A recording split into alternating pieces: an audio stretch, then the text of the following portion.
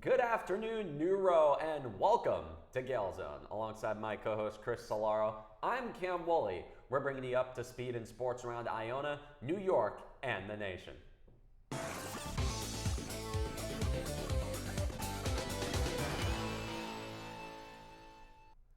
In volleyball, New Rochelle rocked Saturday night as the Gaels took center stage in their final match of the Iona FDU Invitational. With the crowd cheering on the Gaels, Iona came out strong in the beginning, taking the first set. But as the momentum shifted towards LIU, the Sharks proved to be a challenge for the Gaels. They fought back to claim the next three sets, leading to a 3-1 victory. Despite a strong start, the Gaels fell to LIU in the four sets, dropping their final match of the Iona FDU Invitational. They would, however, turn it around on Tuesday as they defeated Holy Cross in three sets. This snaps a 7-game losing streak for Iona, their first win in a week.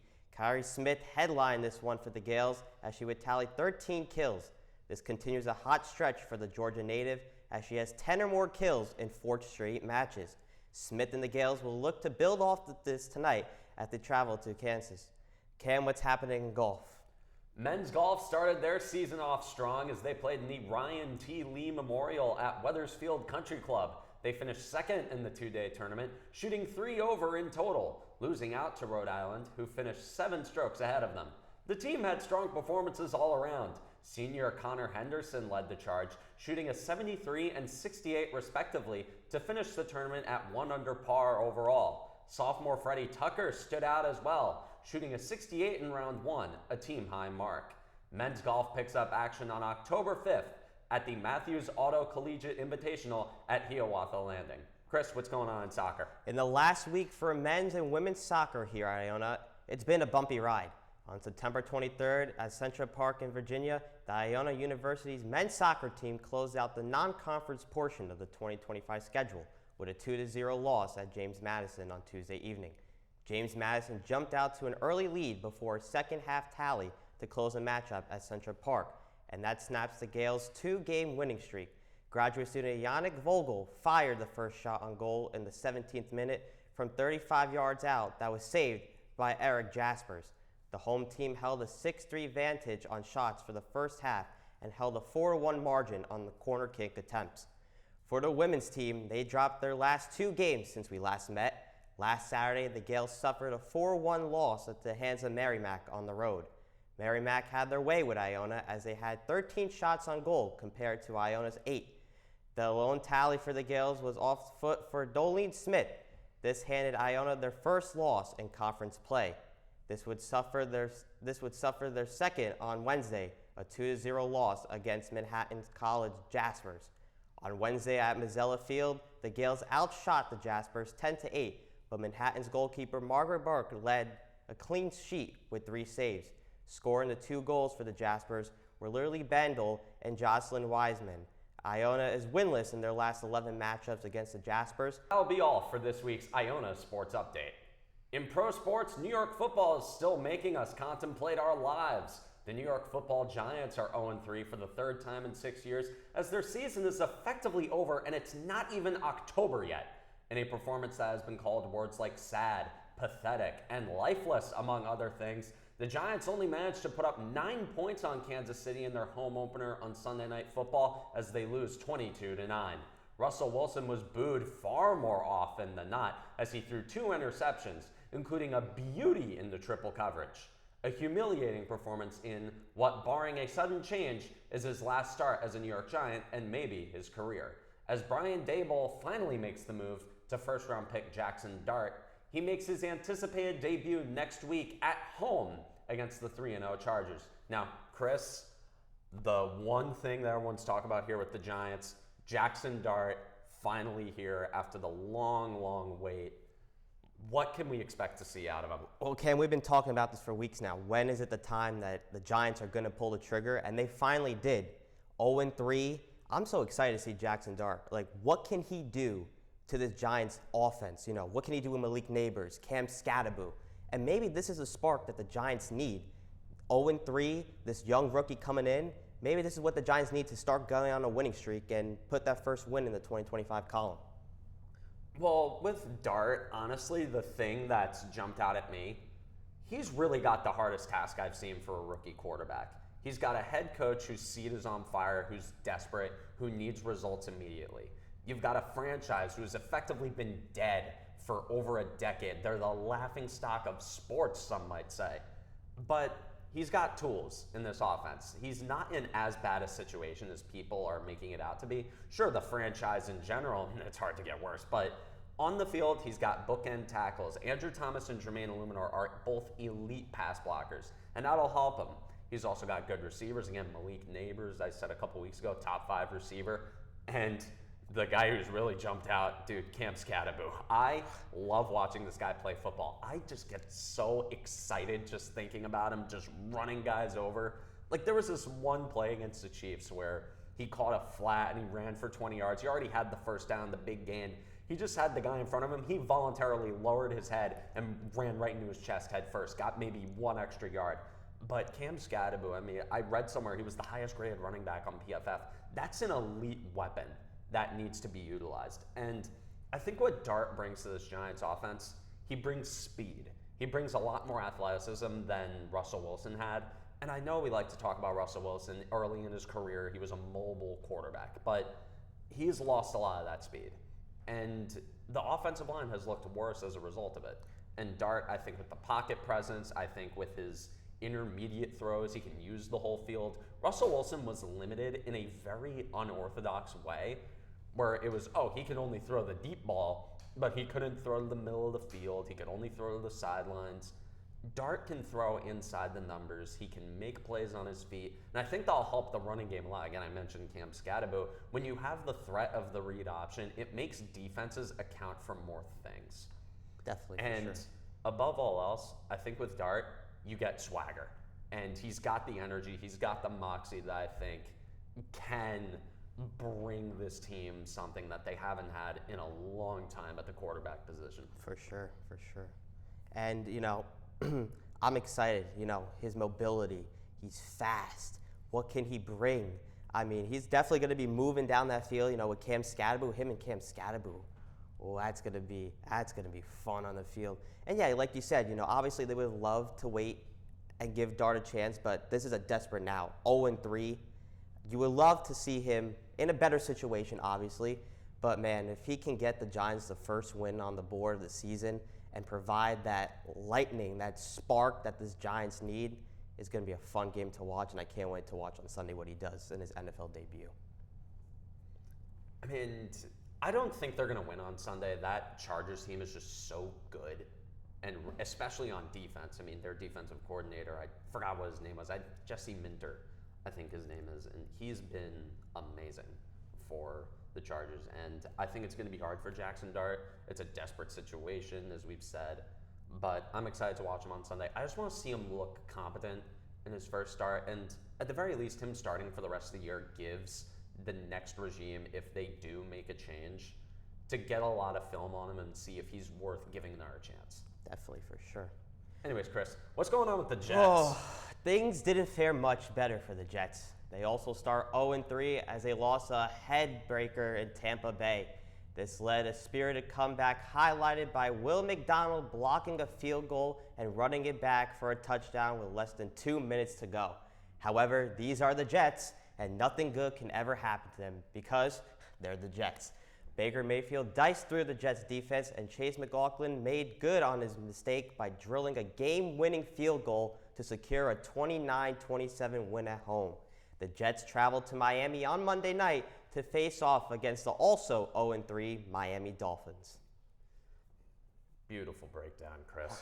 Now, I feel like with the Jets, this is another one of those games. It's like week 1. You had a bit of a moral victory. 2 out of these 3 games have been close against teams that made the playoffs last year. Sure, the Steelers, I mean, by technicality, they're a playoff team, but Tampa Bay, that's a legit team. The Jets, they were down in this game. They had that blocked field goal, running back for a touchdown, Aaron Glenn. That was one of the best celebrations I've ever seen. That's all over TikTok and everything. Oh my Lord. I loved that little high step that he did. And I feel like the question here is how much can we really trust Aaron Glenn? How much do we trust that Dan Campbell energy? And a stat that I pulled up right here, Dan Campbell's tenure in Detroit, which everyone is hailing as this resounding success. You want to talk about bringing a franchise back from the dead.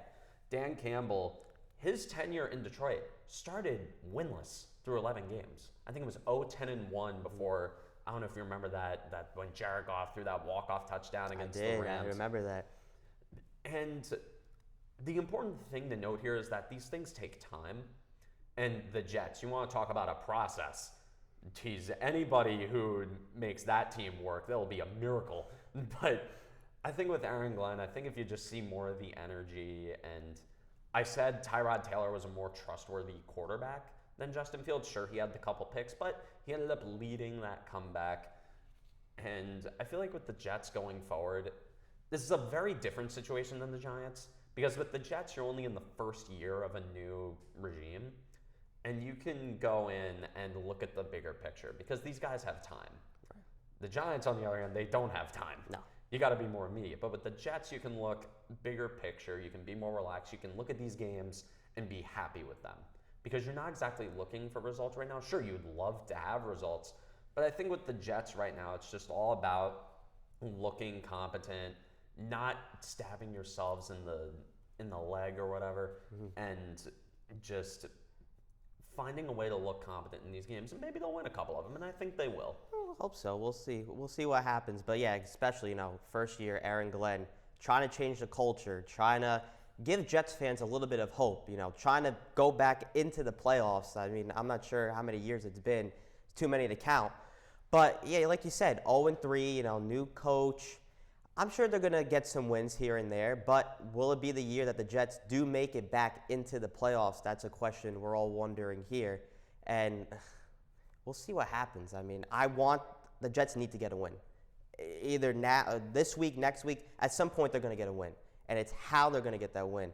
And, they had that first drive was a pretty good drive.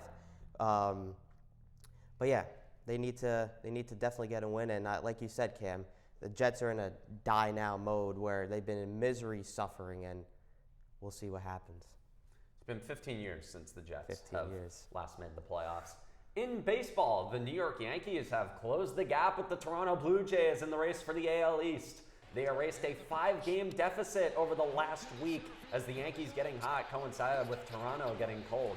The Yankees have won 4 straight, most recently against the Chicago White Sox. A 9th-inning comeback capped off by a Jose Caballero walk-off single clinched a playoff spot for the Bronx Bombers. Most recently, Aaron Judge's 50th and 51st home runs spearheaded the Yankees to an 8-1 victory, which tied them atop the AL East. Now, Chris, the big thing here with the Yankees, I said last week that the division was a pipe dream. It's not a pipe dream anymore. No, it's not. They're tied. They're in a dead heat. And I know last night they played in our game. The Yankees and Blue Jays both won. The Yankees sweeping the White Sox in our brilliant series by them. They're tied with Toronto, but Toronto does have the tiebreaker. But you go into this last series, the Yankees have the Orioles at Yankee Stadium, and Toronto, I don't know if they're at home or on the road, but they're playing the Rays. Mm-hmm.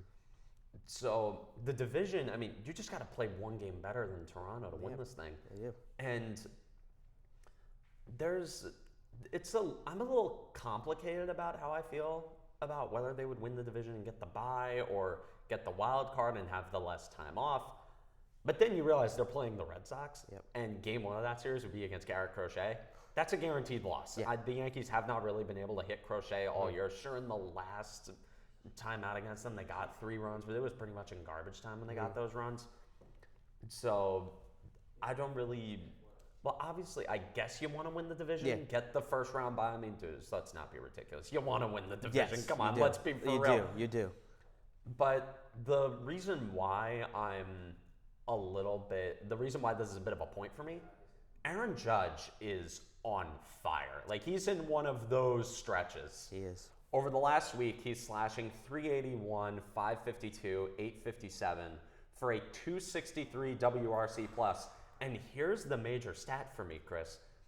24.1 walk percentage, 10.3 strikeout percentage. He is walking almost 14% more often than he is striking out. That is insane.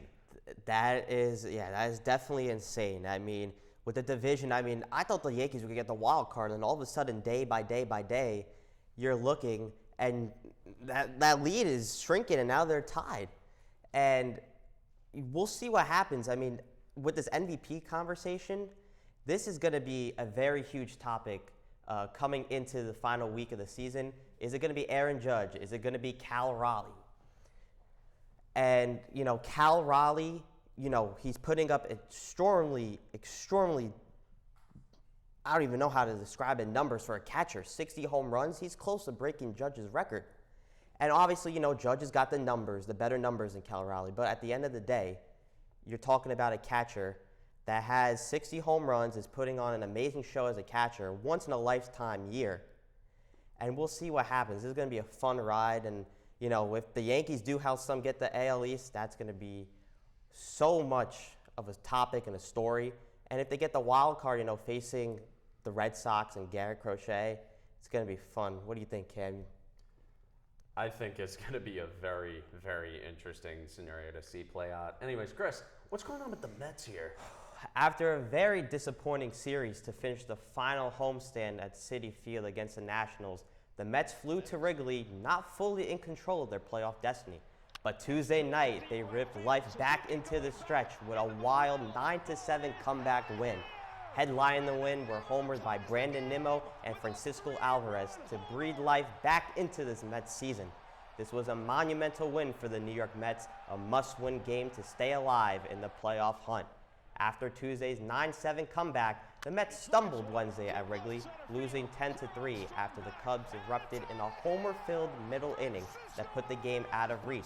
New York could only scrape together a few runs, and that loss keeps the wild card race razor tight, with Cincinnati and Arizona circling, ready to pounce if the Mets slip in these final games. The Mets, after this series, will go to Miami for the final 3 games of the season. Now, Chris, the big thing here, the Mets control their own destiny now. They do. And all this talk about the season, like the collapse over the last 3 months, they're sort of fainting into the playoffs. And I know that's not really the way you want it to happen. Going into the season, I'm pretty sure you envisioned more than 83 wins. You envisioned winning the AL or the NL East. I definitely did. I definitely did. But the bottom line is, they're probably going to get there. If they don't pull a 2007 as the year that's been invoked by everybody throughout the last 3 months, everyone's saying 2007, 2007. They're still probably going to make it. And all that matters is if they're there, they're going to have a chance. They're going to have as good a shot as anybody. And if you remember last year, we had the 3-game set against the Brewers where they were dead to rights, and then Pete Alonso hit that homer off Devin Williams, now the Yankee, he's come around lately. He has. But the Mets, they're really... This is kind of the position that maybe they want to be in, if you think about it. I don't know. I'm grasping at straws here. Fun stat here. Francisco Lindor and Juan Soto, the first pair of 30-30 teammates since fellow Mets Darryl Strawberry and Howard Johnson in 1987. So that's definitely a stat I did not think I would ever hear. So congratulations to both of them. But back to the Mets. After that Sunday loss, I was watching that game, Cam. I felt like this is it. They're done. They're just going to pack it. They're just going to ride out these last 6 games and see what happens in the offseason. And then you tune on to Tuesday's game, and Francisco Lindor setting the tone with that leadoff home run, getting everybody excited. And then, of course, the Cubs find some way to score runs. And, you're down 6-1. You're like, all right, well, let's turn off the game. This is it. And then when they came back in that 5th inning, Pete Alonso starting it off, Francisco Lindor getting that ground out, and then Brandon Nimmo hitting that 3-run home run. That felt like an inning where the 2024 Mets were in position last year. Like the 2025 Mets this year, they had no shot winning that. It felt like the 2024 Mets were in that moment, and that win felt like a 2024 Mets moment right there. And then when Alvarez hit that 2-run homer, I'm like, oh my Lord. And now, we control our own destiny. We took 2 out of 3 from the Cubs, which was huge. We had to do that. Luckily, Arizona lost yesterday, so they're 2 games back. And you hope that the teams behind the Mets keep losing and that hopefully, the Marlins, we face them next. They have been a thorn on our side, and Mets fans know, for a while now. And if we can go into Miami, take two out of three, we could be riding into the playoffs and facing the Dodgers next week. Chris, you mentioned the 2024 Mets, and that is what I was thinking about. That felt like the Mets that we were envisioning this year. The 2024 Mets plus Juan Soto. Yeah. That is what was the vision coming into this year. And when they came back to win that game, that was something that we hadn't seen in a while. And I'm going to make a claim right here, Chris. I don't know. I just have a hunch, but I think it's going to happen. Right here, folks. I think the 2025 World Series champions will be the New York Mets.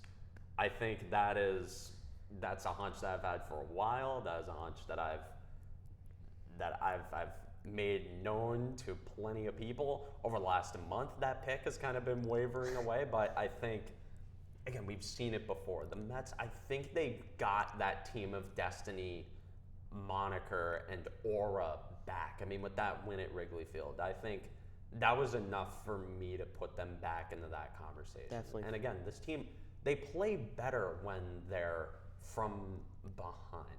Definitely, for sure. And come Sunday, Cam, we'll see if the New York Mets either face the Los Angeles Dodgers or they pack home and head home for the offseason. So it's going to be fun. Absolutely. That'll be all from us today. From the entire crew here at Gael Zone, we would like to say thank you for tuning in. As always, with Chris Cilauro, I am Cam Woolley telling you to take care, have a good weekend, and get your homework done.